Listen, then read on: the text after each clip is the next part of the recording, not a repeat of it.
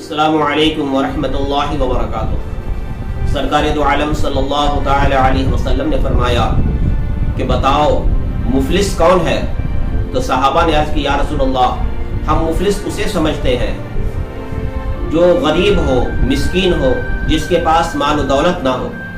تو آپ نے فرمایا نہیں، مفلس وہ ہے جو قیامت کے دن نیکیاں ساتھ لے کر آئے گا، نماز بھی ہوگی، روزہ بھی ہوگا، زکوٰۃ و خیرات بھی ہوگا، حج اور عمرہ بھی ہوگا، اس کے باوجود بھی اس کے نام اعمال میں کوئی نیکی نہیں ہوگی۔ اس کی وجہ یہ ہے کہ اس ساری نیکیوں کے ساتھ ساتھ اس کے ساتھ ایک ایسا عمل بھی ہے جس کے وجہ سے اس کی ساری یہ نیکیاں برباد ہو جائے گی، اور وہ عمل ہے غیبت۔ یعنی جس کی اس نے غیبت کی تو اللہ رب العزت اس کی ساری نیکیاں اس شخص کو دے دے گا جس کی اس نے غیبت کی، اور اس کی ساری گناہ اس کے سر پہ لاد دیا جائے گا جس کی اس نے غیبت کی ہے۔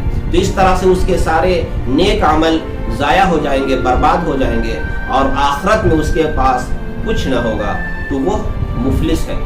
مفلس وہ نہیں ہے جس کے پاس مال نہیں، مفلس وہ ہے جس کے پاس اعمال نہیں۔ تو اس کی وجہ سے وہ سارے نیک عمل کرنے کے باوجود بھی اللہ رب العزت صرف ایک گناہ کی وجہ سے، جو بہت بڑا گناہ ہے اور وہ ہے غیبت، تو غیبت کرنے کی وجہ سے اس کے سارے اعمال برباد ہو گئے، اور اس کی وجہ سے اللہ رب العزت نے اسے دوزخ میں